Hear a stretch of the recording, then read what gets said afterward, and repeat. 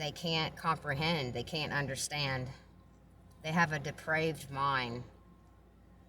Isaiah 44:25, causing the omens of boasters to fail, making fools out of diviners, causing wise men to draw back, and turning their knowledge into foolishness. 1 Corinthians 8:2, if anyone supposes that he knows anything, he has not yet known as he ought to know. That's for the know-it-alls. The knowledge of this world is nothing to the Lord, to the Most High God. 1 Corinthians 13:8, love never fails, but if there are gifts of prophecy, they will be done away.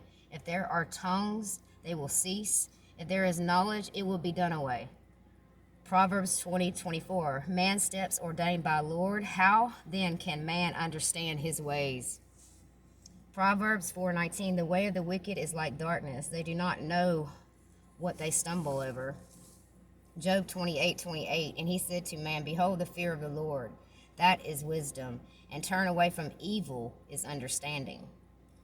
James 1:5, if any of you lack wisdom, let him ask God, who gives generously to all without reproach, and it will be given to him. You know, Daniel on discernment, you can read about that, and let's see, that's chapter 2 of Daniel, verse 21. He changes times and seasons. He removes kings and sets up kings. He gives wisdom to the wise and knowledge to those who have understanding. Family, the ultimate rock of faith and knowledge is confidence in the power of the Lord. The Lord of Lords, the King of Kings, Christ, Yeshua. That is the ultimate rock of faith and knowledge.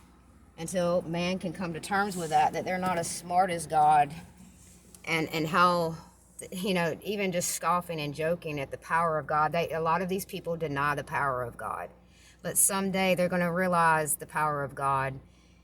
And it's going to have a lot of people fear-stricken. Their hearts are going to fail them from what's going to come upon this world someday. Whether that's tomorrow, 5, 10, 15, 50 years. I'll never put a day on it. But in Matthew 24, we're told of the seasons, the signs of the seasons and everything that's going on, to pay attention to it. There's all kinds of prophecy that's come to pass already, and much more that's about to come to pass in the next few years, if not sooner. So put your confidence in the Most High Creator. Don't put your confidence in man and what man's going to tell you. I mean, look how wrong they've been for the past couple years. Just think on that for a minute. Think about all the division they bring amongst the people, constantly keeping people divided and conquered.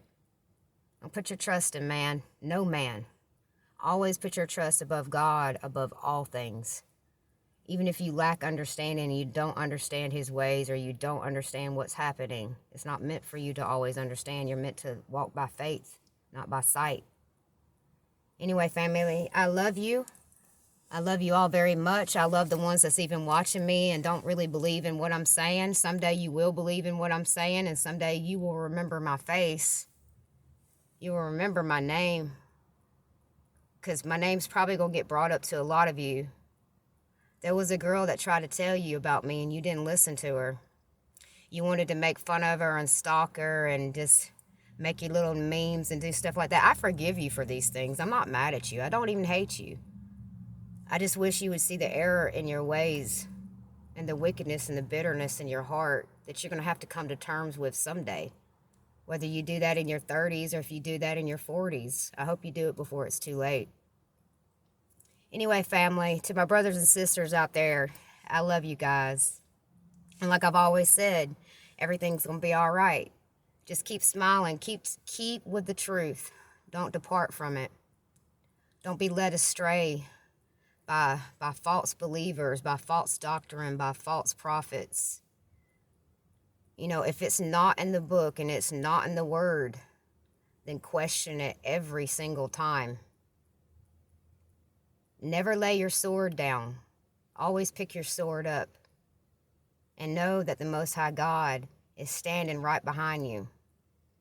He is your shield. He is your comforter in the midst of all the chaos that's here now, and the greater chaos that's to come, because there's so much greater things to come than what we've been seeing so far. This is, to me, like the beginning of sorrows. It's just the beginning.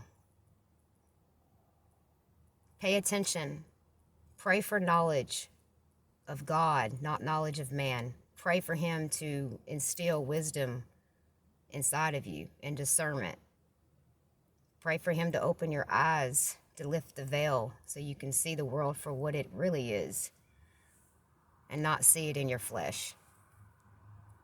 Later.